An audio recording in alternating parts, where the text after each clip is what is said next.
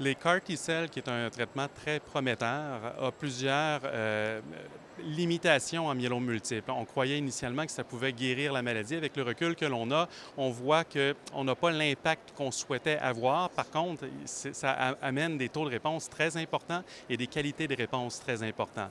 Dans les limitations, il y a certaines résistances qui peuvent se créer, dont des résistances qui sont sur la sous-expression du BCMA sur les cellules myélomateuses. Donc, une des façons de contrecarrer ça est d'utiliser un inhibiteur de la gamma-sécrétase qui va permettre de conserver sur les cellules myélomateuses l'expression du BCMA. Et donc, dans cette étude-là, c'est ce qu'on utilise avant et après l'utilisation des CAR T-cells anti-BCMA, un CAR T pleinement humain.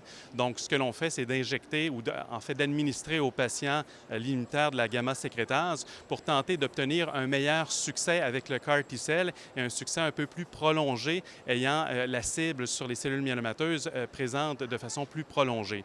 Les résultats, en fait, il faut voir que la population des gens qui ont été traités dans cette étude-là, c'est des patients qui ont été multitraités entre 4 et 23 lignes de traitement précédents.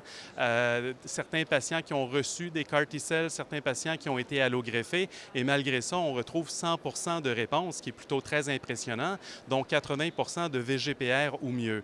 Est-ce que ça va être soutenu en termes de réponse? Est-ce qu'il peut y avoir des cures avec cette méthode d'administration des CAR T-cells? Le temps va nous le dire, mais c'est certainement très prometteur. À court terme, les CAR T en myélome multiple, on est aux portes des CAR T pour le myélome multiple. Il y a suffisamment d'intérêt pour les voir sur le marché sous peu. Par contre, l'impact est beaucoup plus petit que ce que l'on voit, par exemple, en lymphome ou en leucémie aiguë lymphoblastique. On ne semble pas avoir de guérison.